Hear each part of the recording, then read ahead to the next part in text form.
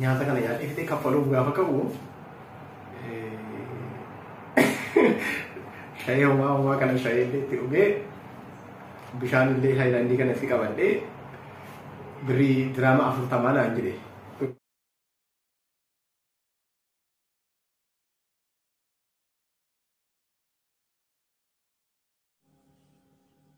Ashama harka fuunee jaalatamtootaa fi kabajamtoota hordoftoota chaanaalii kooti akkam jirtu nagaa keessanii ani nagaa kooti galanni waaqayyoodhaaf haa ta'u isinis nagaa guutuu akka qabdan Kiristoos irraati abdii guddaan qaba gooftaan nagaa keenya baay'isee galateeffamu namoonni haaraa gara chaanaalii kooti dhuftan like subscribe gochuudhaan maatii koo ta'a maatii koo taatanii kan jirtan immoo yaada qabdan gaaffii yaada koomentii jalatti kaa'aa gaaffii keessan deebisuudhaaf akkasumas yaada keessan keessummeessuudhaaf yeroo kamiyyuu ani firiidha jechuudha qophiidha laaf yaada keessan kaa'aa arramuu viidiyoo bareedaan isiniif qabadhee dhiyaadhee jira keessummaa haaraa tokkoon wajjinan dhiyaadheetiin jira keessummaa koo waliin gaaffiif deebii taasisna gaaffiif deebiin kun nama hundumayyuu ilaallata gaaffiif deebii kanarratti osoo ana ta'eeti deebiin koo maal fakkaata jettanii bakka obbuustanii deebiifuma keessanii kennitu jechuudha yaada keessanis immoo koomentii jalatti isin osoo ta'e osoo ana ta'e akkasii kan jettan yoo jiraate barreessaan isiniin jedha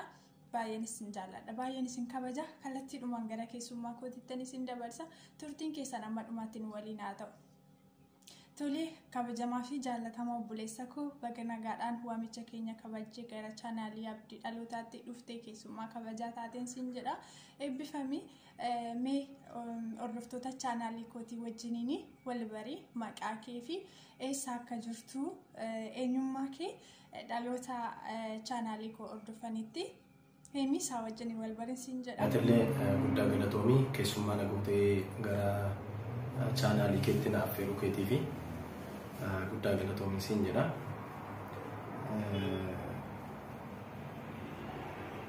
Ani isa jalqabaa maqaan kiyya qinaatti guddinaa cimdeessaa naan jedhanii ilma Oromooti kutaa Oromiyaa keessaa godina Wallaggaa Bahaa aanaa Sibuu Siree ganda qonnaan bulaa damee ceekaatti kan hin dhaladhe. Umuriin koo gaafa barnootaaf ga'u achuma mana barumsaa Burqaa Xaaloo jedhamutti barnoota koo jalqabee amma kutaa 8ffaa yookiin amma high schoolii ga'utti achitti qabaradhe. Sana booda kan hin gara magaalaatti dhufaa deeme. Amma kan hin jiraadhu biyya Dubaay jedhamtudha. Akkasi. Gara gaaffii keenyaatti kallattiidhumaan darbina gaaffii tokkoffaan akkas jedha kiristaanummaa fi oromummaa akkamitti ibsitaa jedha karaa kiristaanni mirga isaa dubbatu akkamitti jettee yaadda yaada bal'istee nuuf ibsuu dandeessaadha.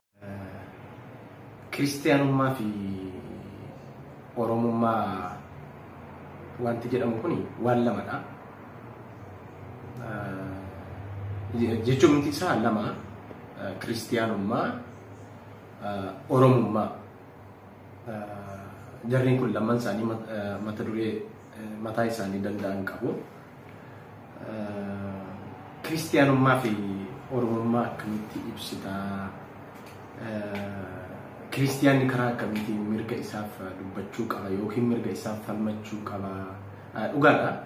Keessattuu tokko yeroon kun yeroo kiristaanummaa fi oromummaan illee namoonni tokko yeroo itti kiristaanummaa fi oromummaa ormoomsan yookiin diinoomsanidha yeroon kuni.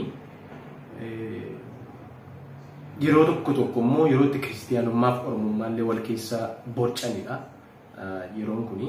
Garuu lamman isaayyuu kiristaanummaan illee oromummaadhaaf diina miti, oromummaan illee kiristaanummaadhaaf diina miti. Wal keessa illee faffaca'uu hin qabu, wal keessa illee babbaduu hin qabu. Lamman isaayyuu garuu kaseeftii isaa eeggatee jiraatudha. Nama tokko keessa wantoota lama nama tokko keessa jiraatanidha kiristaanummaa fi oromummaan jechaadha. Wantoota lama nama tokko keessa jiraatanidha. Kana jechuun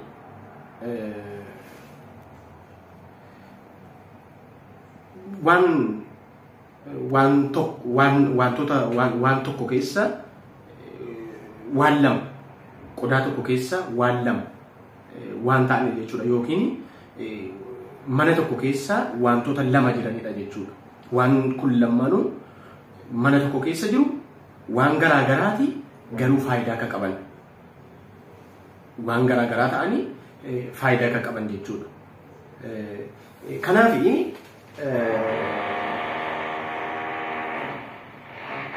kiristaanummaan namni jireenya isaatiif yookiin jireenya hafuuraa isaatiif kan inni amanudha. Musliimummaan jira, kiristaanummaan jira, garuu amma waan nuyi irratti haasa'aa jirru dhimma kiristaanummaaf dhimma oromummaa waan ta'eef kiristaanummaan amantiidha. Amantiin immoo dhimma hafuuraati, waa'ee hafuuraati.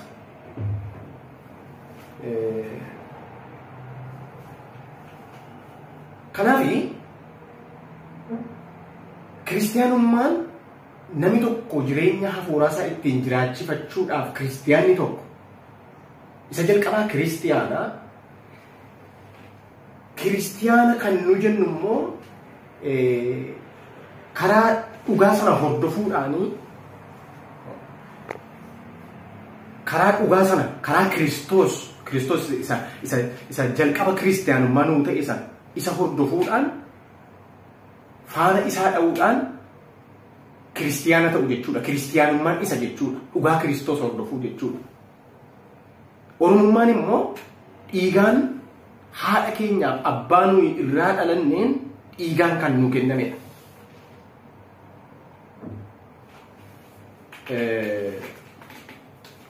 Kanaaf kiristaanummaan dhimma hafuuraati, oromummaan immoo dhimma nuyi ittiin hawaasa tokko keessa jiraannu Waaqayyo kan nu kenne oromummaadhaan kan nu uume Oromoo ta'e jedhee kan nu uume aadaa isaatiin kan nu uume nun Oromoo taanee dhalanne Oromoon nuyi irraa dhalanne immoo akka aadaa isaaf akka seenaa isaatti nu guddise. Kanaaf oromummaan dhiigaa wajjin wal qabata, dhiigaa foonii wajjin wal qabata, dhiiga nuyi irraa dhalannedha. Kiristaanummaan immoo hafuura nuyi irraa dhalannedha. Ani akkasittiin ibsa. Kanaaf gabaabumatti kiristaanummaan jireenya hafuuraati yookaan spiritual life'dha. Kiristaanummaa jechuun jireenya hafuuraati. Jireenya hafuuraa namni tokko jiraatudha kiristaanummaa jechuun. Kunis jireenya namni dhuunfaa tokko Waaqayyo wajjin walitti dhufeenya inni qabu, relationship inni Waaqayyo wajjin qabu ittiin cimsuudhaaf jireenya inni jiraatudha kiristaanummaan.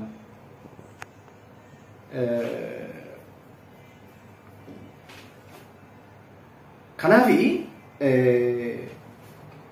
kiristaanummaan kun Waaqa ta'e ofii Waaqa ta'e utuu jiru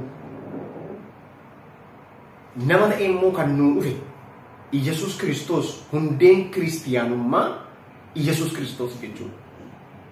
Hundeensaa jalqabi isaa Iyesuus Kiristoos jechuudha. Kiristiyaan jechuun Kiristoos isa jedhurraa kan dhufedha. Hundeesaatu hundeen kiristaanummaa Kiristoos isa ta'e. Kanaaf kiristiyaana jechuun immoo namoota hundee kiristaanummaa isa ta'e Kiristoosiin yookiin dhugaa isaa hordofan sana jechuudha. Isaan Kiristoosiin hordofan sun kiristiyaana jedhamu. Kanaaf kiristaanummaan Kiristoosiin hordofanii hariiroo Waaqayyoo wajjin qaban cimsatanii cubbuu irraa qullaa'anii nagaatti jiraatanii fayyanii isaa wajjin jiraatanii hariiroo Waaqayyoo wajjin qaban cimsachuudha. Kanaaf akka kiyyatti oromummaan kiristaanummaa ajjeesuullee hin qabu, kiristaanummaan oromummaa ajjeesuullee hin qabu. Yeroo tokko biyya keenyatti waan tokkotu mul'ata. Yeroo tokko namoonni kiristaanummaadhaan oromummaa ajjeesu. Kiristaanummaan eenyummaa kee ajjeesu, kiristaanummaan namummaa kee ajjeesu hin jiru.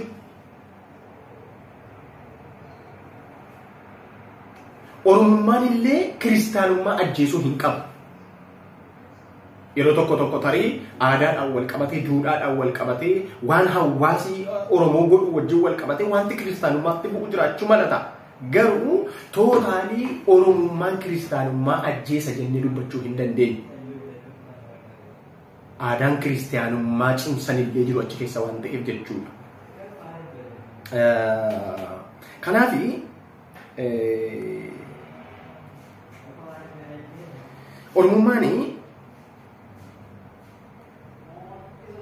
Oromummaani akkaataa fi maal jedhesitti mul'ata akkaataa fi eenyummaa sabi Oromoo ta'ee gara addunyaa dhufe kun eenyummaa akkaataa fi eenyummaa sabi Oromoo ta'ee Waaqayyo Oromoo godhee gara addunyaatti isa fide kun ittiin jiraatudha. Waan biraa tokko hin qabu Oromummaan. Amaarummaan illee akkasi. Amaarummaa jechuun eenyummaa sabi Amaaraa tokko ittiin jiraatu. Tigirummaa jechuunis eenyummaa sabi Tigiree ta'e tokko ittiin jiraatudha. Waan biraa hin qabu. Oromummaa jechuun illee akkasi. Fakkeenyaaf aadaa ta'uu danda'a, duudhaa ta'uu danda'a, haala walii wajjin jireenya hawaasaa ta'uu danda'a, jireenya uummati, jireenya Oromoon jiraatu sanatu jireenya Oromoon sabi Oromoo ta'e jiraatu sanatu Oromummaa jedhama. Akkuma kana jireenya sabi Amaaraa jiraatu sanatu Amaarummaa jedhama. Jireenya istaayiliin ittiin jiraatu, aadaa inni ittiin jiraatu, duudhaa inni qabu, duudhaa sirbaa ta'a, duudhaa uffannaa ta'a, aadaa nyaataa ta'a, wantoota inni qabu sanatu gara Oromummaa jedhamutti fida jechuudha. Oromoo jennee Oromummaa gara Oromootu Oromummaatti dhufa jechuudha. Akka aadaa Oromootti jiraatee gara Oromummaatti dhufa jechuudha. Akka kiyyatti waa tokkotu jira. Anaaf Oromummaa illee Waaqatu naa kenne, kiristaanummaa illee Waaqatu naa kenne jechuudha. Lamman isaanii Waaqa biraa naa kennaman. Oromoo ta'ee akkam gara addunyaa kanaa dhufu kan na godhe Waaqayyoodha. Malee ani ofii kiyya mucaan qinaaxxii jedhamu kuni ani gaafa dhaladhu mucaan qinaaxxii jedhamu kuni biyya akkasitti dhalachuu qabaa jedhee mootummaan biyyaa tokko heeyyama baasee heeyyama kennee iddoon dhalachuu qabu sanatti hin dhalanne. Waaqayyotu lafan dhalachuu qabu sanatti akkan dhaladhu godhe. Waaqayyotu saba irraa dhalachuu saba Oromoo irraa akkan dhalachuu qabu murteessee saba sana keessatti na uume. Waaqayyotu saba sana keessatti akkan dhaladhu godhe. Sanaaf Oromummaa Waaqatu naa kenne. Malee silaa utuu waan Oromummaa namni namaa kennuu ta'eeti. Utuu Oromummaa abbaa isaatu akka barbaade filatee akka waan supermarketii bitatu kanaatti filatee keessaa filatee bitata utuu ta'e fudhata utuu ta'eeti waa biraa filachuun danda'a ta'a. Bakka nama dhaladhe kanatti illee hin dhaladhu jedhee yaadata. Sila Ameerikaa itti dhalachuun barbaada ani lammii Ameerikaa bifa ta'een dhalachuu barbaada jedheen filadhata gaafa sana. Maafuree fedhii Waaqayyooti Oromoo ta'ee akka dhaladhu kan godhe fedha Waaqayyooti yaada Waaqayyooti. Kanaaf Oromummaa waan namni naa kenne miti. Waan Waaqi naa kennedha ittiin hin boona. Ani Oromoo kiristiyaanaati.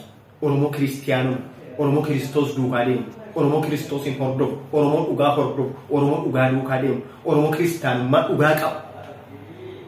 Akkasii kanaaf Oromummaallee kiristaanummallee Waaqatu naa kenne. Namoota keenya akkasitti yaaduu qabna. Oromummaallee kiristaanummallee Waaqatu nu kenne. Yeroo tokko ani Oromoodha ofiin jechuun hin qabu kiristaanni yerootti jennu jira. Garuu ammas taanaan ani Oromoodha. Mucaa Oromooti. Oromoo Kiristoosin hordofu Oromoo Kiristoos duukaa deemu. Kanaafi Oromummaaf kiristaanummaa kana gaafa wal bira qabnee ilaallu waan tokkotu jira. Oromummaa keenya kanaani jireenya Oromummaa jiraannu kanaani hundee kiristaanummaa isa ta'e Yesuus Kiristoosiin nuuf jedhee mirga Waaqayyo Abbaatii isa gad dhufe Waaqayyo Abbaa biraa isa nuu ergame sagalee isa ture. Lafaaf samii walitti araarsuuf, namaaf dachee walitti araarsuuf, Waaqaaf nama walitti araarsuudhaaf isa dhufee hundee kiristiyaanummaa keenya ormummaa keenya hundee kiristiyaanummaa keenya isa ta'e Kiristoosin mul'isuu dandeenya. Garuu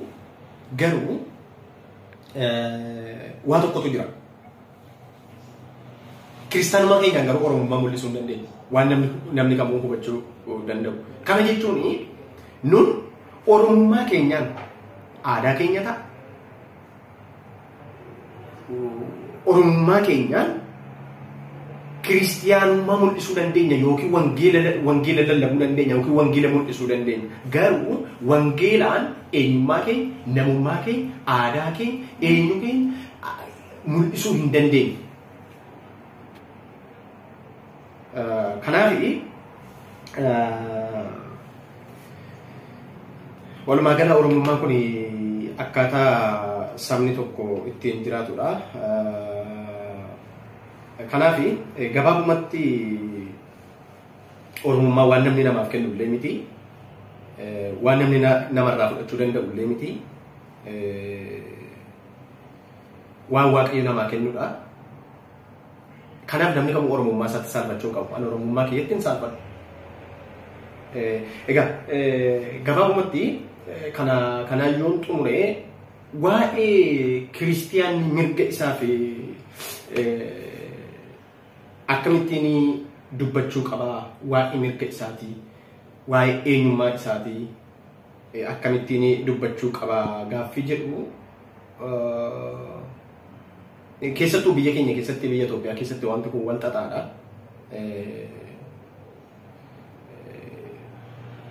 Kiristaanni keenya yeroo ammaa waa'ee mirga isaatiif dubbachuu haa ta'u sunillee hafee mirguma qabaachuu isaayyuu, mirgaa wajjin dhalachuu isaayyuu yerootti irraanfateedha. Hin beeku.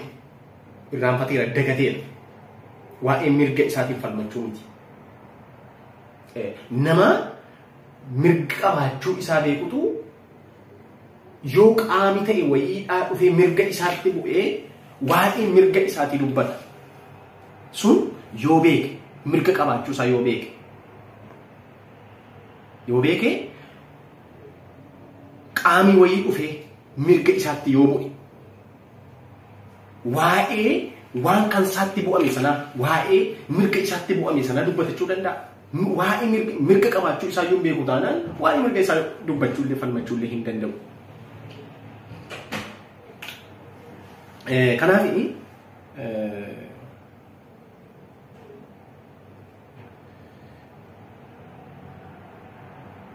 jalqaba namni tokko waa'ee mirga isaallee yoo ta'e, waa'ee mirga qaama kabiraallee yoo ta'e dubbachuu kan inni danda'u jalqaba waa'ee mirga isaa beeku.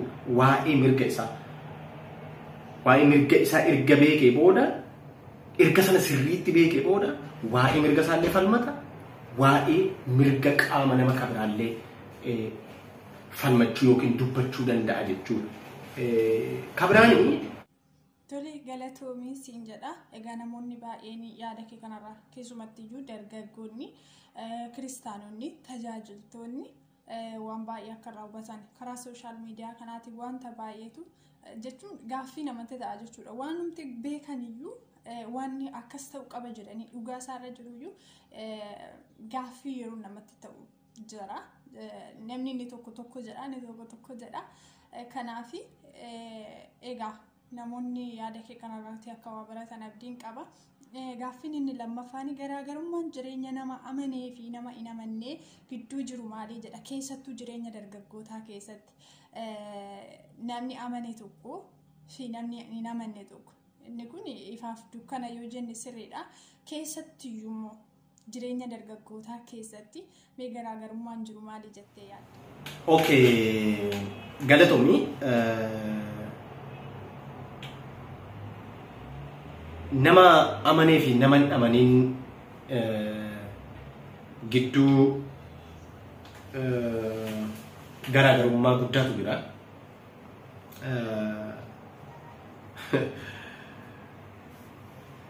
Osoo garaagarummaan hin jiru ta'eeti silaa nama amanee fi nama hin amaniin gidduu osoo garaagarummaan hin jirre amanuumti nu barbaachisu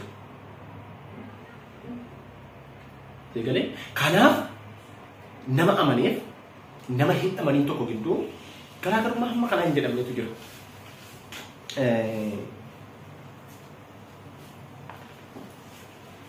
Jireenyi nama hin amaniin tokko jiraachuun isaayyuu shakkiidha. Amanuma jechuun hiikuma amanuurraa yookaan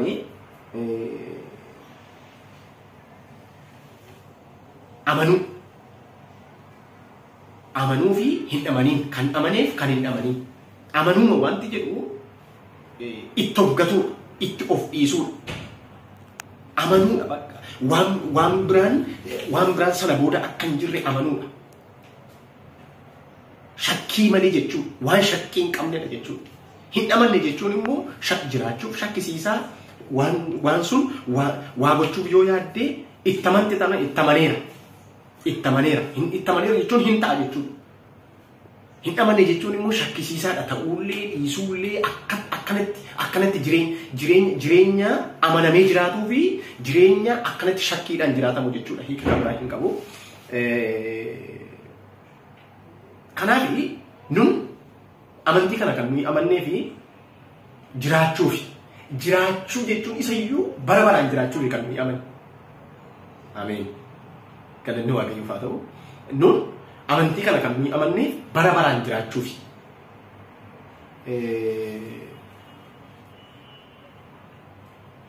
Jechuun amantiin guutuu nama godha. Amanuu jechuun guutuu ta'uudha.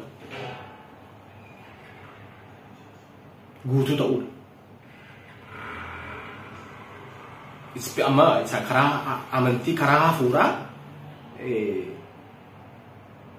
dhiisneellee waa tokko gochuudhaaf raawwachuudhaaf itti amantee gaafa kaatu lapheen kee kun guutuu itti amanteetta guutuudha. Homaa shakkiin hin jiru guutuu. Amanuun jiraachuuf shakkiin qabu. Jiraachuudhaaf shakkiin qabu. Sababiin isaa iyyuu isa jiraachisuu danda'u sana Waaqayyotti amanneerra waan ta'eef. Amanuu jechuun guutuu ta'u. Guutuu taanee deemaa jira amanuun addunyaa kana guutuu taanee wanti nutti irratti tokko hin jiru. Kana jechuun guutuudha, amantiidhaan guutuudha. Ameen.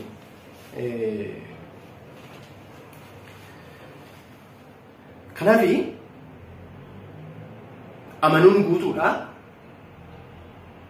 Guutuu ta'uudha. Amanuu dhabuun immoo shakkiidha. Shakkiidhaan jiraachuudha.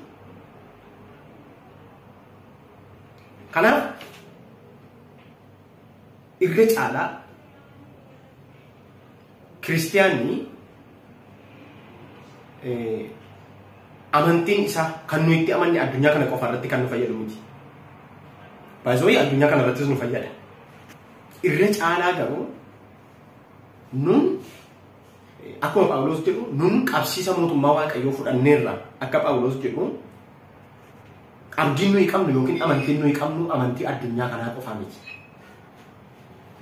Isa waaqarraa, jireenya waaqarraa, jireenya waaqa wajjin jiraatamu, jireenya gaarii, jireenyi nuyi aarsaan nuyi lafa kanatti kaffalaa jirru gatiin isaa inni dhugaan waan addunyaa kanarratti nu kaffalamu miti. Gatiin nuyi addunyaa kanarratti baasaa jirru amantiidhaaf ta'a, waan biraatiif ta'a, wanti nuyi aarsaan nuyi asirratti kaffalaa jirru kiristiyaanummaa keessatti gatiin nuuf addunyaa kanarratti nuu deebi'u osoo hin taane gatii nuyi ittiin waaqarra jiraannudha.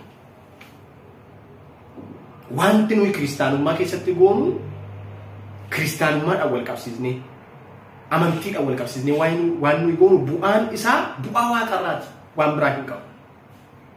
Bu'aa waaqarraati jechuudha. Galatoomii naatiyyee gara gaaffii sadaffaatti yoo darbinu ati Kiristoosiin kan argatte eessatti akkamittidha pheenxee ta'uun keetiin addatti fayyadameera kan jettu maali keessattuu bakka amma jiraattuu fi fayyadama onlaayinii irratti. Ati Kiristoosiin kan argatte eessatti jedha gaaffii gaariidha. Isa jalqabaa Kiristoosiin argachuu jechuun anaaf dinqii caalu Kiristoosiin argachuudha. Jechuun akkam jedhee akkan sitti dubbadhu hin beeku. Addunyaa kanarraa guyyoota hamma yoona kanatti jiraadhee dabarse dhaladhee hamma sadarkaa kana ga'utti. Fi guyyootan kana booda qabuuf baroonni ani kana booda qabu hin madaala itti qixxaatu guyyaa sanatti jedhee kanan hin yaanne guyyoonni darbanis guyyaa sana kan hin fakkaanne guyyoonni ganaa dhufanis guyyoota sana kan hin fakkaanne guyyaa ani Kiristoosin argadheera. Anaaf addunyaa kanarraa guyyaan ajaa'ibaa guyyaan dinqiin guyyaan ani baay'ee ajaa'ibsiifadhu guyyaan ani itti gammadu guyyaan ani itti gammadu guyyaan Kiristoosin argadheera. Haalleluuyaa. Guyyaa sana anaaf guyyaa addaati. Egaa ani Kiristoosin kanan argadhe bara 2005 akka lakkoofsa Itoophiyaatti bara 2005 Kiristoosin argadhe. Anaaf akka tasaati isaaf garuu karooradha.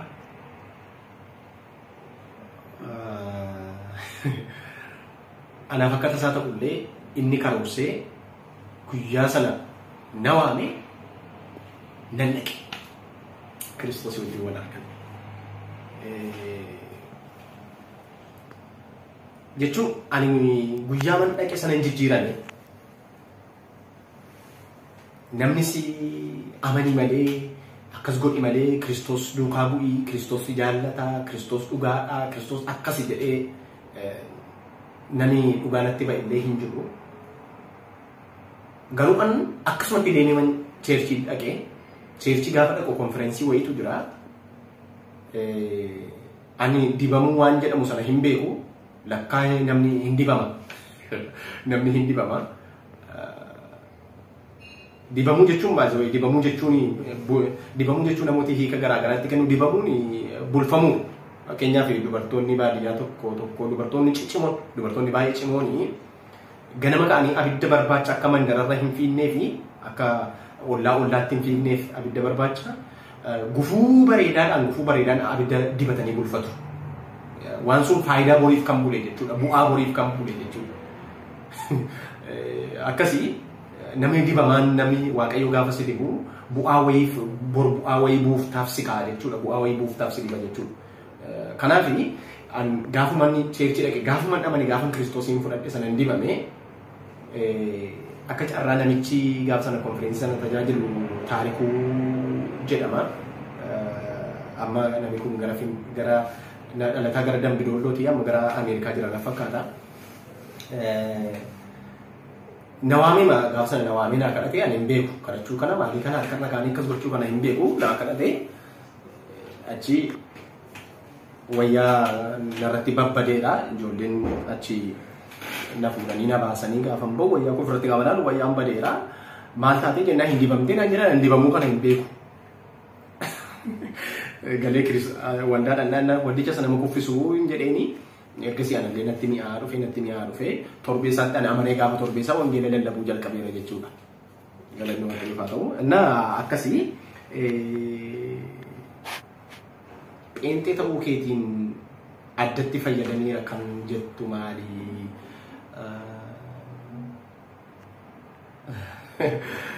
Dhugaadha. Tokko jireenyi koo gammachuu qaba. Pheenxee jechuun yeroo hunda gammadaadha.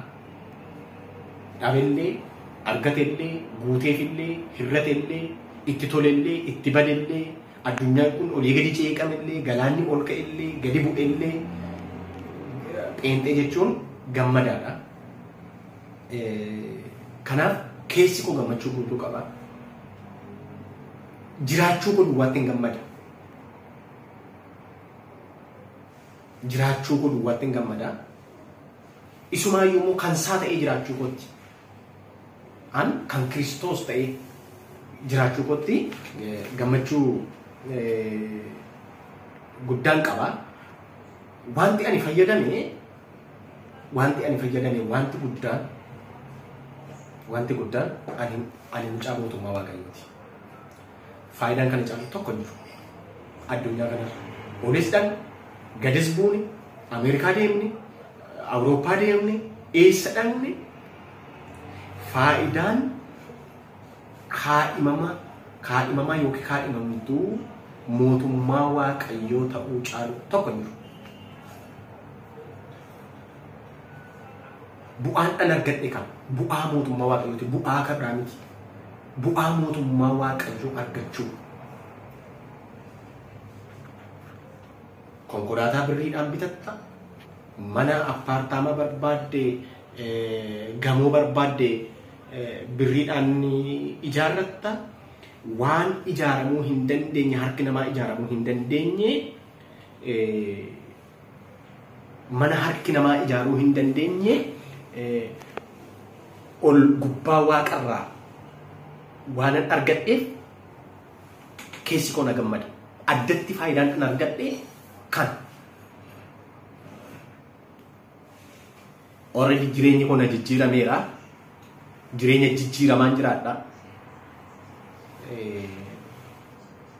hafuurri koo na gammadaadha hafuurri koo fayyaadha nagaa guutuun qaba boqonnaa guutuun qaba kanaaf keessi kiyya na gammada kiristoositti pheenxee ta'uu kootti kanan gammada addatti waan an argadhe tokko jireenya mootummaa waaqayyooti amma keessa jirtaa jedhee namni gaaffii kaasuu danda'a keessan jira maal jedhe Yesuus Kiristoos yoo amantan jedhe yoo amantan ammayyuu mootummaa waaqayyoo isin gidduu jira kanaaf ammucaa mootummaa waaqayyoo waan hin ta'eef wanni adda ani argadhe kana waan kun waan namoonni baay'een hin argatiin jiran waan ta'eef jechuudha. Bakkan amma jiru kanatti xinnoo ishee kiristaanummaan hin ulfaata.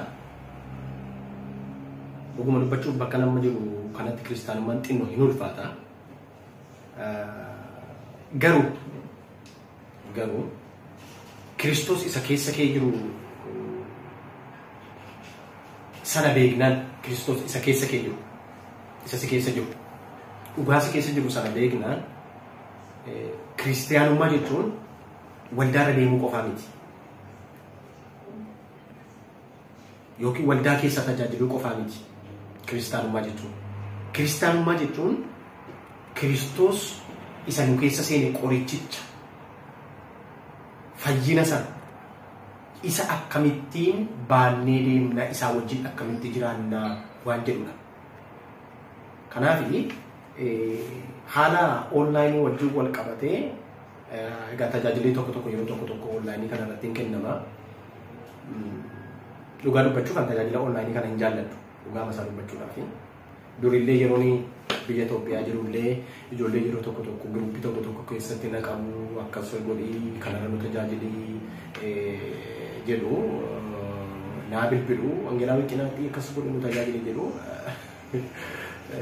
dhiifama namoonni sila gaafa maqaa koo isinitti hime namoonni maqaa kanaan na beektan illee isinitti himne isinuu beektu inni rakkoo hin qabu. Sanaafi garuu walumaa gala tajaajila onlaayinii kana baay'ee hin fayyadamu baay'ee illee hin jaallattu garuu namoota itti fayyadamanii fi karaa gaariidhaan karaa qixa qabuun karaa seeraa karaa dhugaadhaan karaa goyyomsaan hin jirreen karaa soba hin qabneen yoo itti fayyadaman gaariidha akka kootti garuu ammallee tajaajila onlaayinii kana baay'een baay'isu durillee akkasuma jechuudha. Gaaffii arfaffaanii mudannoon jireenya kee keessatti si mudate kan hin daganne nuuf qoodi keessattuu biyya keessa jirtuttidha naannoo jirtutti wanti si mudate yoo jiraatame waanuma kofalchiisus haa ta'u. Mudannoo ani mudannoolee baay'een qabu garuu namni addunyaa kanarra jiraatu hamma addunyaa kanarra jirutti namni mudannoo qabu hin jiru. Namni hunduu mudannoo qaba. Keessumaa biyya ormaa keessatti mudannoo hedduutu nama mudata.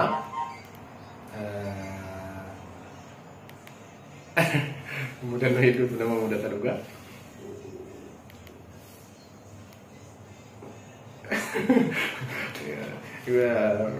Guyyaan yeroon biyya kana dhufu gara Dubai gaafa dhufu akkas dhufee guyyaa sadii turee booda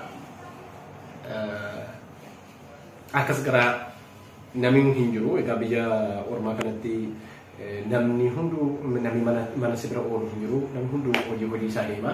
Ana qofaatu manatti hafe gaafa sana. Mucaan ani bira jiru suni mucaa keessumaa godhee na fudhate suni gara dalagaa deemeera. Achi hamma guyyaa sadiitti waa'inti biyya kanaa naa galuu didee akkas hiixadheeni maskootii banadheen foddaarraan gadi ilaala. Hamma guyyaa sadiitti gaafa guyyaa sadaffaa garuu baay'ee beela'ee beelarraa kan ka'ee waan hin godhu dhabe. Birrii animmoo birrii biyya kanaa giraama 20 duwwaadha kan hin kiisiidha.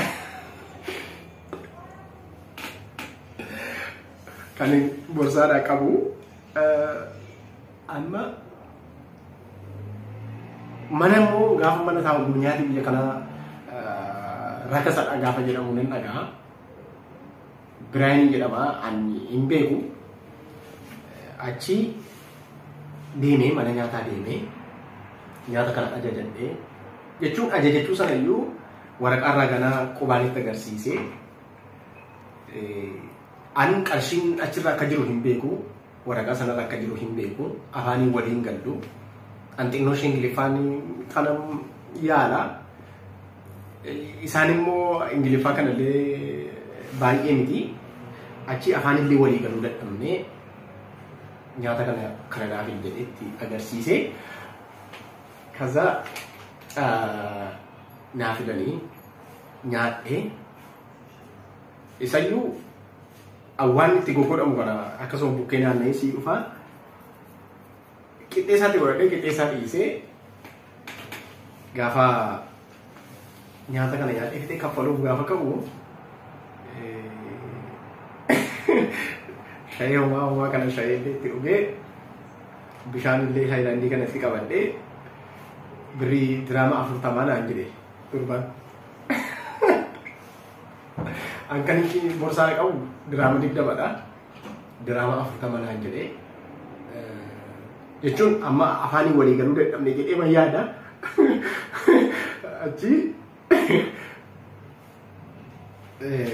diraama 20 malee hin qabu jedheen 20 baasee afaaniin gaafa walii galuu dinnu kiisii kun borsaa kun hunda akkasitti ol gaggaragalchee harka kaanii kiisii kun hunda harka kaanii ilaalanii homaa birrii hin qabu diraama 20 qofaan qaba. Achi booda asuma keessaa naan jedhan achi na teessisanii amma danda'e afaan ittiin hima afaan Ingiliffaatiin rakkoon qabu borillee deebi'een dhufa borillee deebi'een dhufa waan ta'eef bori isinii fideen dhufaa ittiin jedhe lakkaa biyya kana keessa waan akkasii hin jiru tu biyya Itoophiyaa ta'ee rakkoon qabu bor isinii fidee dhufa jedhee deemuu danda'a. Achi ganama dhaqee guyyaa guutuutti taa'aa oolee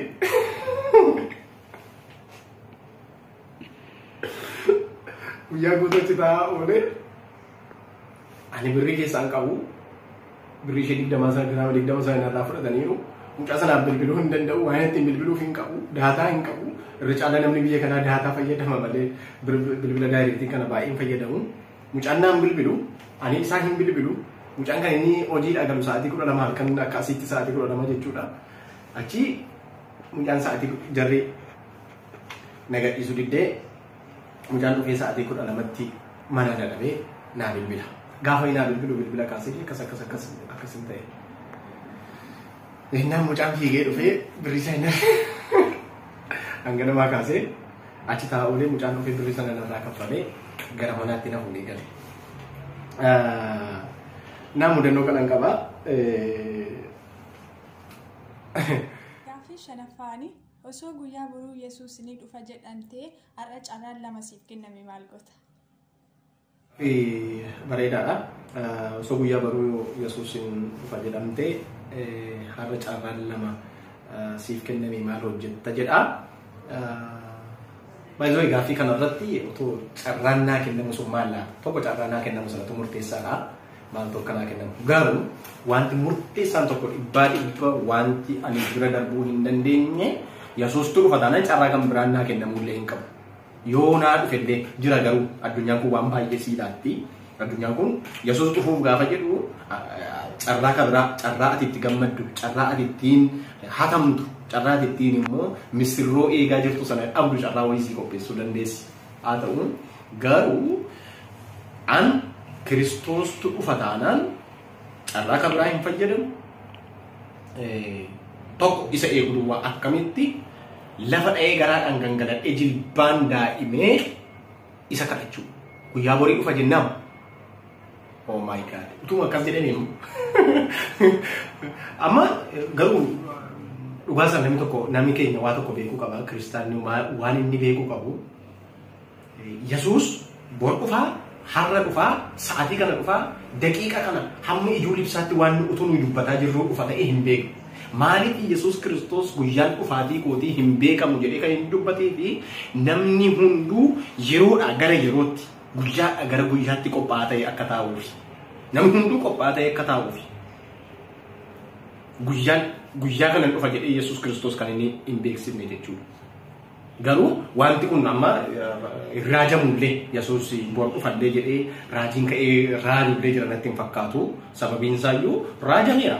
Waa'een Kiristoos ganaa lammata wanti raajamu hin jiru. Amma waa'ee nuuf mootummaa waaqaa gidduu raajamni nutti raajan yoo jiraatanii utuu rakkachuu dhiisanii gaariidha carraa kanatti fayyadamee. Waa'ee nuuf waaqa gidduu, waa'ee nuuf mootummaa waaqaa gidduu yoo nutti raajuu dhiisanuu gaariidha. Sababiin isaayyuu jira raajameera waa'ee nuuf mootummaa waaqaa gidduu wangeeluma qofa dhaga'uun nu ga'a. Yoo ta'e waan lafa kanaallee haaraajan isa rakkoo hin qabu. Garuu Kiristoos bor dhufaa iftaan dhufaa wanti jedhamu wanti raajamu yookiillee namoota illee mul'atee wanti dhufu jira natti hin fakkaatu. Maaliif Yesuusumti mataan isaayyuu waa'ee isaatii dhufuusaa fi deemuusaaf deebi'ee dhufuusaaf inni fixee deemeera Yesuus Kiristoos jechuudha. Yeroo tokko garuu waa tokko yeroo naqamti baradhu tokko waa tokko naqaa ture. Isa tokkotu Yesuus Kiristoos bor dhufa jedheetti namatti raajee achumaan waan qabu namichi sun gurguratee fixee Yesuus fixee namootaaf kekkennee ollaa isaaf kekkennee Yesuus immoo tuun fi nafee jedhan jecha madhaa haa ta'u ergitanyaa dhuguma waama namarratti ta'ee hin beeku jiru namooti tokko amma mucaa tokko fa'aa mucaa ni beeku borduutaa ati waaqayyo borduutaa siin jedhe waan qabdu namaaf kenniitu isiin jechaa jira jedhee namichi sun kun sirrii mana waan sirriidha. Namichi sun oguma boriin du'a se'ee horii qabu waan hunda gurguratee sakaan obbolaasaa firee namichi sun guyyaa inni jedhe sana hin duune qabeenyi isaa hirameera. Rakkoon kanaaf walumaa galatti Yesuus Kiristoos kaleessallee waa'ee dhalachuu Yesuus Kiristoos raajameera.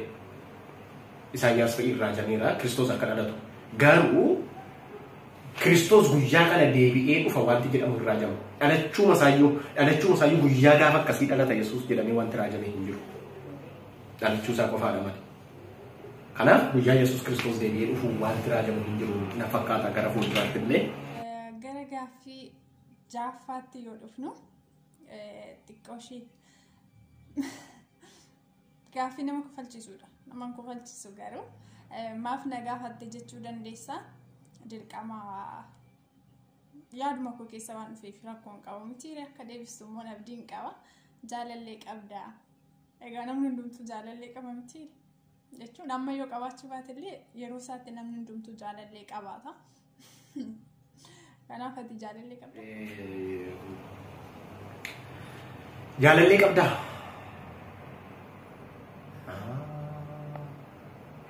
Qaba miti qabaye.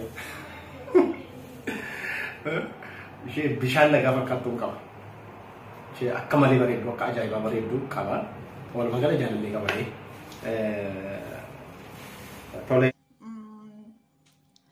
Gaaffii torbaffaanii bara kana namoonni jaalala sababeeffatanii hedduu wal miidhaa jiru. Jaalalli dhugaan xiqqaataa adeemeera. Sababni isaa maal sitti fakkaata?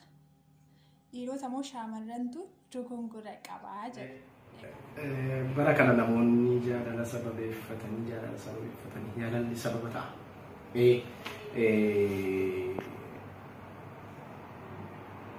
Dhugaadhas jaalalli sababa ta'uu mala. Sababa wal miidhu ta'uu mala. Dhugumatti immoo namoonni jaalalaan miidhaman illee sababii jaalalaa namoonni miidhaman illee jiru. Jaalalli garuu nama miidhu.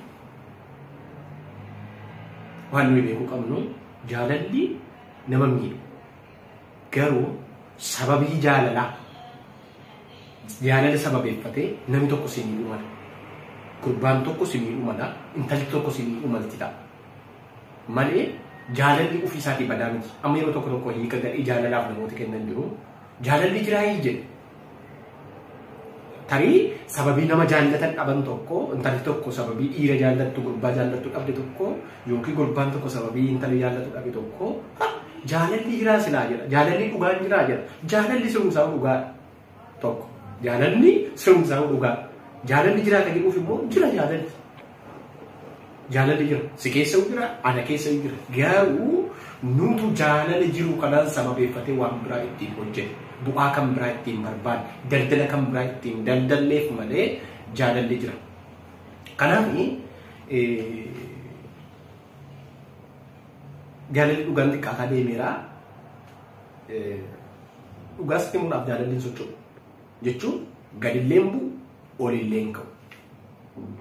Garuu namni ati wajjin wal jaallatte sun akka ati itti fayyadamtutti jaalalli akka ati itti mul'iftudha malee jaalalli sirni isaa guddaadha. Dhugaas himuudhaaf jaalalli guddaadha. Jaalalli iddoo guddaa qaba. Jaalalli waan hundumaa moo'aadha. Injifataadha. Wanti jaalala injifatu hin jiru. Innumti mataan isaa injifataadha. Sababii kanaaf baay'ee namoota xiqqeessan biratti jaalalli maybe isaan biratti xiqqaa ta'ee ilaalamuu danda'a. Garuu jaalalli hin xiqqaatu.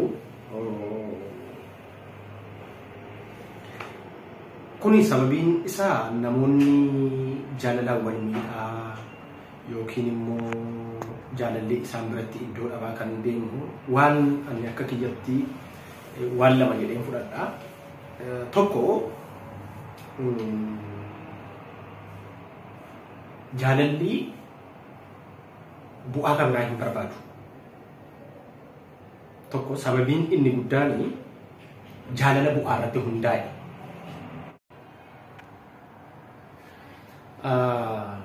Kanaaf dhimma jaalalaa kanarratti amma namni hunduu waan kana beekuu qaba. Maal beekuu qaba? Tokko jaalalli bu'aa irratti hin hundeeffamu. Bu'aa kaleessa darbee fi bu'aa har'a waan har'a keessa jiru irratti miti kan hundaa'u. Fi tarii immoo bu'aa wayii bornaa buusuu danda'a jechuun bu'aa jaalala sanaa wajjin waliin qabanne jaalalli gosa baay'ee jiraachuu mala. Baay'ee amma jaalalli nuyi irratti haasa'aa jirru kan gaa'ilaati. Jaalala gaa'ila wajjin ijaarrachuu, jaalala fuuldurri isaa abbaa manaaf haadha manummaa ta'eeti.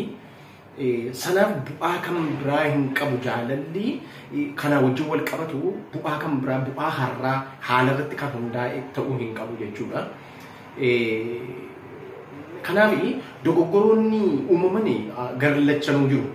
Dogoggora kana dargaggoota dhiiraatu uumamoo dargaggoota shamarraniitu uuma wanti jedhuun irra caalaa bu'aa maannoo miidhaan kun yookiin dogoggorri kun kana lamallee yoo jiraate irra caalaa garuu akka yaada kiyyaatti yeroon tilmaamu tariitii dargaggooti dhiiraa irra caalaa dogoggora kana irra deddeebi'anii waan raawwatan se'a. Jechuun isaan waan miti. Dogoggorri karaa dubartootaallee hin uumama. Karaa dhiiraatti illee qabnee bira darbuu hin dandeenyu jechuudha. Dogoggorri gara lachuu hin jira. Garuu gaa'ila jechuun piroojeektii waaqayyo piroojeektii guddaa waaqayyo addunyaa kanarraa qabudha. Namni kamuu irratti xiyyeeffachuu qaba. Namni kamuu keessumaa kiristaanni waan kana irratti xiyyeeffachuu qaba. Kanaaf waan bu'aa irratti hundaa'e gochuun gaarii miti. Kadhannaadhaan hundeeffamuu qaba. akka dubbii waaqayyootti hundeeffamuu qaba. Akka sagalee waaqayyootti hundeeffamuu qaba. Sababiin dogoggorri kun uumamuu fi isa guddaa beekaas namooti faayidaadhaaf beekaas nama tokko dogoggora keessa galchan jiru. Akka tasaa immoo waan sun fedhii waaqaa kan hin taane yookiin immoo akka tasaa immoo kan diigamullee jira. Garuu sanas ta'e kanas kadhannaadhaan uf jabeessuu qaba. Kiristaanni tokko gaafa gaa'elaaf jaalala jalqabu kadhannaadhaan dhimma gaa'ela isaa sana kadhannaadhaan waaqayyo wajjin deddeebi'uu waaqayyo wajjin turuu qaba. Walumaa galatti dogoggorri karaa lamayyuu jira. Garuu irra caalaa dogoggora kana kan baay'isu al tokko beekanillee al tokko immoo utuu hin beekinillee ijoollee dargaggoota dhiirotaati. Kanaafi walumaa galatti akka dubbii waaqayyootti yoo deddeebine rakkinoota kana furuu dandeenya jedhee yaada. Kan biraan immoo haala irratti xiyyeeffachuu, bu'aa irratti xiyyeeffachuu, qabeenya irratti xiyyeeffachuu waan akkasii keessaallee yoo baane gaariidha jedhee yaada. Jechuun namni tokko garuu abaluu naataati moo naan taatu, abaluu naataa moo naan ta'u waan jedhu filachuun cubbuu miti. Gurbaan tokko intala wayii filachuun cubbuu miti. Haala jireenya ishee, haala sooshaal laayifii ishee hin qabdu, waan sana yoo filate akka kiyyatti kun cubbuudhallee jedhee hin yaadu. Jechuun gaa'elli lama dhaabatu illee waan ta'eef waan kana kadhannaadhaan illee waaqayyo nama sii ta'u, nama anaaf taatu, nama akka konaa kenni jedhee kadhachuun illee isheen illee kadhachuun gaariidha. Gaaffii 8ffaan waaqayyo si haa eebbisu galatoomi siin jecha. TikTokii ni fayyadamtaa? Kiristaanni tokko yookaan immoo pheenxeen TikTokii fayyadamuu qaba moo hin qabu? Baay'ee ta'uu yoo baate TikTokii nan fayyadama. Pheenxeen TikTokii fayyadamuu qaba moo fayyadamuu hin qabu? Rakkoo hin qabu. Fayyadamillee rakkoo hin qabu. Yoo dhiisillee bu'aanni hamma kanatti bu'aanni buusu baay'ee miti. Jechuun bu'aan inni TikTok irraan buusu baay'ee miti. Yoo fayyadames wanti badaanii hin jiru. Dirree TikTokii miti. Addunyaa kana mataa ishee irratti addunyaa keessa jiraannu kana gara addunyaa kana waa'ee onlaayinii sooshaal miidiyaa kana dhiisnee sana keeyaallee baanee jireenyuma nuyi addunyaa kana irratti jiraannu keessatti yoo nuyi yaada gaariif waan keessa keenya jiru waan nuyi addunyaa kana keessatti yaada nuyi addunyaa kana keessatti qabnutu addunyaa kanarraa mul'ata. TikTok illee akkasuma kiristiyaanni tokko yookiin pheenxeen tokko ilmi pheenxee intalli pheenxee tokko TikTokii banattee gaafa TikTokii seenutu waan isheen keessa ishee fi of harkatti baattee gara TikTokii sanatti baateetu murteessaadha. Akka kootti yoo fayyadame rakkoo hin qabu. Fayyadamuu qabu. Rakkoo hin qabu. Feesbuukii illee, TikTokii illee, yuutuubii illee fayyadamuu qabu. Garuu wanti murteessaan akka itti fayyadamu, akkaataa nuyi itti fayyadamnu, mala akkamiitiin itti fayyadamu, waan nuyi itti fayyadamaa jirru sun kiristiyaanummaa keenya nu gaddisiisa akkaataa nuyi itti fayyadamaa jirru. Waan hunduu akkaataa itti fayyadama keenya, akkaataa itti fayyadamtedha, akkaataa itti ibsitedha jechuudha. Akkaataa itti waan sanaaf hiikanaatti yookiin hojii sana dirree irra jirtu sanatti akkaataa itti hojii hojjette sanatu fuuldura kee ibsa jechuudha. Yookiin immoo bu'aa gaarii sii kenna yookiin immoo bu'aa hin taane sii kenna jechuudha. Kanaaf waan fayyadamuu qaba garuu waan baatee inni seene waan baannee seenne sanatu murteessaadha jechuudha gola TikTokii.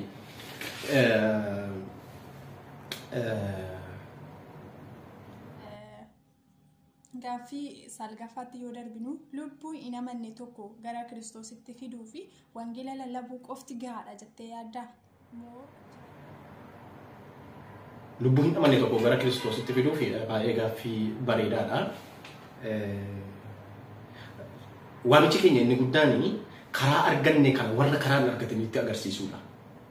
Waamichumti keenya inni guddaan warra karaa hin argatiin kana ofii immoo karaa arganneerra Kiristoos hin arganneerra. Kiristoos isa arganne kana warra hin argatinitti mul'isuudha. Akkamitti mul'ifna wangeela lallabuu qofaadhaan miti. Wangeela lallabuun isa tokkollee haa ta'u. Wangeela lallabuu qofaadhaan yookiin wangeela kana akkasitti banannee itti dubbisuu duwwaadhaan otoo hin taane jireenya jiraannuun jireenya Kiristoos nu keessa jiraatu nummoo akkamitti akka Kiristoos hin baannee jiraachaa jirru sana Kiristoosiif akkamitti akka jiraachaa jirru sana isa namootatti mul'isuudhaan jireenya Kiristoos jiraatee darbe har'ammoo nu keessa taa'ee jireenya kaleessa jiraatee darbe sana addunyaa kanarratti jiraatee darbe sana jaalala nutti agarsiise tokkummaan nutti agarsiise dhugaan nutti agarsiise jibban nu keessaa balleesse cubbuun irraa nu qulleessisan namootatti agarsiisuudhaan jireenyi keenya kun wangeela caalaa isa nuyi wangeela bannee istaadiyeemii irratti sagantaa qopheessinee cheerchii keessatti sagantaa guddaa qopheessinee namoota kuma meeqa kuma shan kuma ja'a kuma torba affeerree maayikii qabannee isteejiitti ol baanee lallabnu caalaa jireenya namaa amansiisuu kan danda'u jireenya namaa gara Kiristoositti fiduu kan danda'u jireenya nuyi addunyaa kanarratti jiran hawaasa keessatti lafa hojii keenyaatti biyya deemnu hundaatti jireenya nuyi namatti agarsiifnu sanatu lallaba guddaadha. Kanaaf waa tokko yaadadha kitaaba tokkorraa waan hin dubbisee nama Abrahaam Lincoln jedhamu tokkotu akkas jedha beekaa addunyaa kanaati. Akkas jedha yoo dirqama ta'e malee jedha mana namaa gaafa dhattu jedha yoo dirqama ta'e malee yoo baay'ee barbaachisa ta'e malee wangeela kana bantee hin lallabiini jedha. Yoo baay'ee barbaachisa ta'e yoo baay'ee si barbaachisa ta'e malee yoo dirqama ta'e malee wangeela kana bantee hin lallabiini jedha. Maal jechuudha namni kuni kana jechuun ati wangeela kana liqimsiifta wangeela kana nyaatteetta wangeela kana fudhatteetta jireenyumti kee kun hin lallaba jechuudha. Akkas jechuun jireenya keetiin lallabii iddoo dhattutti nagaa laattu lallabii nagaa nama sanaaf kennitu nagaa mana sanaaf kennitu dubbii mana sana keessatti dubbattuun jireenya mana sana keessatti jiraattuun haala ittiin hawaasa sanatti dhiyaatteen jireenya ati jiraattu sanarraa irra caalaa bara jechuudha nama. Kanaaf wangeela lallabuu qofti ga'aa miti jireenyatu ga'aadha. Jireenyatu gaadha tokkoof tokko lallabuu qofaa otoo hin taane jireenyatu gaadha kiristaanummaa keessatti jireenyatu gaadha jireenya nuyi kiristaanummaaf jiraannu sana jireenya nuyi wangeelaaf jiraannu sanatu gaadha malee wangeela lallabuu qofaa miti jechuudha gabaabumatti. Okay, guddaa waaqayyo si haa eebbisu. Gaafiin kurnaffaani osoo shaamarran lama al takkatti si jaallatanii jedha. Shaamarri lama situ jaallatte osoo hin ta'in isaantu si jaallate. Osoo shaamarree lamaan takkatti si jaallatanii tokko nama hedduu qabeenya qabduu fi miidhagduudha. Nama baratteedhas garuu hin amanne. Siif gala jedhee yaada gaafiin kun. Nama shaamarree lamatu yeroo tokkotti si jaallate. Isaan keessaa isheen tokko nama baay'ee miidhagduu fi qabeenya qabduudha. Nama baratteedha. Waan hundumaan guutuudha. Garuu immoo hin amanne. Isheen tokko immoo laachuun isaanii kan jaalala dhugaa siif qabu jechuudha. Isheen tokko immoo qabeenya sin qabdu nama barattes miti garuu amanteetti. Ishee kan fuuta jara lamaan keessaa dirqama nama biraa fuuchuu hin qabdu jara lamaan keessaa tokko fuuta. Gaaffii baay'ee ulfaataadha. Osoo shamarran lama al tokkotti si jaallatanii tokko nama hedduu qabeenya qabdu garuu hin amanne tokko immoo nama amanteedha garuu qabeenya hin qabdu.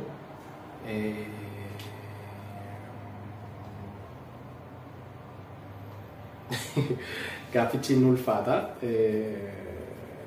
Ani waa tokkottiin amana. Maalittiin amana? Namoonni akkasitti na jaallatanii jiraatan yoo jiraatan galatooma. Garuu ani maal yaada seeta? Namni addunyaa kanarraa anaaf qabeenya guddaa qabu. Doolaara meeqatti kan hin sharafamu. Doolaara guddaa addunyaa kanaatti kan hin sharafamu. Biil Geets caalaa namni guddaan, namni jabaan, namni cimaan, namni bareedaan, namni bifa qabu, namni natti tolu. Nami anaaf ta'u nama Kiristoos hin qabu. Gabaabumatti nama Kiristoos hin qabu. Nami beekan haa baratu hin baratin nama Kiristoos hin qabu. Waan biraan qabu gabaabumatti nama Kiristoos hin qabu. qabeenya barumsa eenyuudha no nama Kiristoosin bari anaaf digiriidhaa kaasee yookiin sadarkaa gajjallaadhaa kaasee hamma mana barumsaa PhD hamma eessaatti namni jabaan namni beekaadha barumsa guddaa qaba jedhee ani yaadu nama Kiristoosin baritu anaaf nama cimaadha nama beekaadha. Kanaaf gabaabumatti ani ishee Kiristoosin qabuun fuudha. Ishee Kiristoosin qabuun jaalladha. Akkasii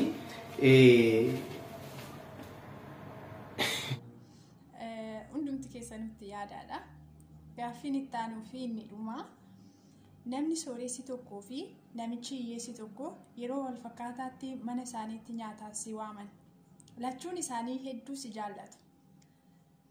Sa'aatiin isaaniitti si waaman dabarsuu hin qabdu. Garuu sa'aatii wal fakkaataatti si waamanii tokko hiyyeessaa tokko sooressa lachuun isaanii sirriitti si jaallatu. Dursa mana sakamiiti kanatti deemuu qabu. Dursaa fi booddee hin qabu. Sa'aatichi darbuu hin qabu. Kanaaf mana sakamii deemta dirqama. Isa hiyyeessaa fi isa sooressa keessaa mana sakamii hafteetu mana isaaniitti nyaataaf si waaman. Galatooma bagana waan bira lachuun isaanii hedduu si jaallatu. Hafuun qabu mana lamaan isaanii yoo hafuun qabu. Angaruu asitti waa tokko yaada. Ilaalcha kooti. Maaliin godha seeta? Sooressi obsan qabu. Sooressi obsan qabu. Dhiifaman beeku. Gabaabumatti obsan qabu. Dhiifaman beeku. Irraa hafee dhiifama yoon dhaqee gaafadhee sin dhaga'u dhiifaman beeku. Namni dhiifaman beekne immoo ittiin du'a. Namni dhiifaman beekne, namni araaran goone, namni waan dhiisne ittiin du'a. Hiyyeessi obsaadha. Hin obsa. Dhiifama sii godha. Dhibba irra deebi'i dogoggori. Sii dhiisa. Garaa sii laafa. Waa'ee jiruu beeka. Si dhaga'a. Si dhaggeeffata. Kanaafi mana sooressichaan dhaqa. Akka kootti mana sooressichaan dhaqa. Sana boodaan sitti neera. Hiyyeessi sii dhiisa. Waan sii dhiisuuf mana sooressichaa dhaqee hiyyeessicha deebi'ee dhaqee dhiifama gaafadha. Kana jechuun akka kiyyatti sooressicha sanallee fayyise hiyyeessicha sanallee dhiifamaan fayyise. Kanaaf gabaabumatti dafeen sooressi sun borillee yoon irraa hafeef dhiifama waan naaf hin gooneef dhiifama waan hin beekneef dhiifama gochuu qabuu isaatiin anatu miidhamatu hin taane inni waan miidhamuuf mana sooressicha sana har'a dhaqee mana hiyyeessichaa immoo deebi'ee achi mana nama sanaatii ergan ba'ee booda dhaqee namicha sana immoo sooressicha hiyyeessicha sana immoo dhiifama gaafadha inni dhiifama gochuu hin danda'a waan ta'eef. Kanadha galatoomii asumaanii tolee namoonni sooshaal miidiyaa garaa irratti na argachuu barbaadan yuutuubii illee qaba qinaaxxii guddina jedhee jira. Akkasuma fuula feesbuukii kiyya peejii illee qaba achirraan illee wantoota tokko haala jiru hunda waan barnoota wajjin wal qabate illee yeroo tokko nan maxxansa. Adeemaa gara kaayyoo jettanii feesbuukii kiyyaan illee na argachuu dandeessu. Galatooma gooftaan kun sinaa eebbisu baay'een isin jaalladha. Thank you.